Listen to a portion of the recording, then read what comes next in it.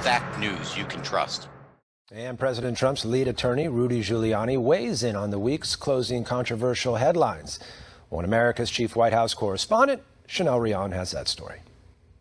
On Thursday, a staffer at the Supreme Court claimed Justice John Roberts' loud shouting could be heard in discussing the Texas election integrity case. According to the staffer, Roberts was shouting at his fellow justices, warning them that they should not hear the Texas election integrity case, a case that had nearly 24 states joining and 126 members of Congress. What do you say to these reports that just came out about Justice Roberts? A staffer at the Supreme Court claims that Justice Roberts voted against this hearing, the Texas brief, because he was afraid of the riots. It was written by someone who's a current staffer for one of the Supreme Court justices. And this, I'll just describe the report to you that I read, and you can make of it what you will. He said that the justices, as they always do, went into a closed room to discuss, cases they're taking or do debate. There's no phones, no computers, no nothing. No one else is in the room except for the 9 justices. It's typically very civil. They usually don't hear any sound. They just debate what they're doing. But when the Texas case was brought up, he said he heard screaming through the walls as Justice Roberts and the other liberal justices were insisting that this case not be taken up. And the reason, the words that were heard through the wall when Justice Thomas and Justice Alito were citing Bush versus Gore from John Roberts were, I don't give a about that case. I don't want to hear about it. At that time, we didn't have riots. Then he shouldn't be a Supreme Court justice. He should resign immediately. If a Supreme Court justice is going to make a decision and allow an illegal election to go by because he's afraid of violence, then he's not qualified to serve the United States government in any capacity. I mean, I thought we were supposed to be brave. I mean, if we start letting fears of riots determine justice, what have we become? A cowardly, sniveling little banana republic. I can't believe, I know John Roberts from when he was a young man. I can't believe it's true. But I do believe the Supreme Court made an extremely odd decision in not hearing the evidence. It was like, don't get us involved.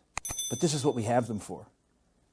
I mean, they turned down the first opportunity in this century to really act like the Supreme Court is supposed to act. When we have this kind of conflict, constitutional conflict, they're the ones that have to step in and render a fair decision that most of the American people can accept as fair. Well, I mean, 77% of Republicans believe the election was stolen. 48% of independents believe it was stolen. 30% of Democrats think it was stolen. The Supreme Court didn't help that by basically saying, oh, we don't want to hear any evidence. I've read the Supreme Court decision pushing aside the Texas lawsuit 2 or 3 times now, and the more I read it, the more infuriating I find it. Not just because the 3 Trump appointees were essentially silent in thrusting aside the lawsuit. Even the Thomas and Alito remarks, very laconic.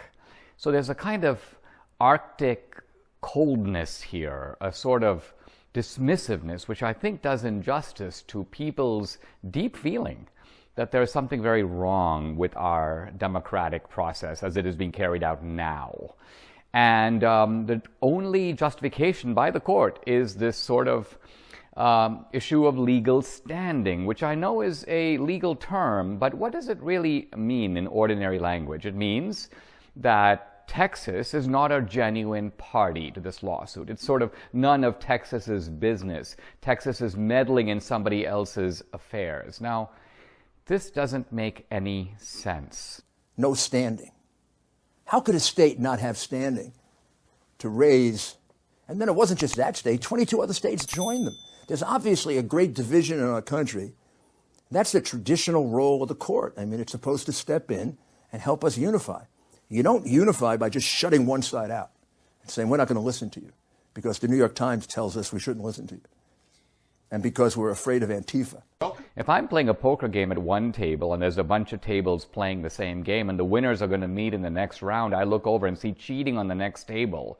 You can't say, Dinesh, you have no standing because it's none of your business what's going on in the next table. Yes, it is, because we're all part of the same game. If I'm participating in a tennis match and I'm in the first division and there's a second division, they're taking drugs in the second division, I point this out. Oh, Dinesh, you have no standing. You're not part of the second division. We're going to wait for someone in that division to file a complaint. Really? No. The whole game depends upon the integrity of the process being carried out across the board. Giuliani says there are still paths to the Supreme Court between now and January 20, but maintains that there is even more optimism riding on a handful of states whose legislatures are now issuing subpoenas in an effort to expose and prove clear evidence of election irregularities.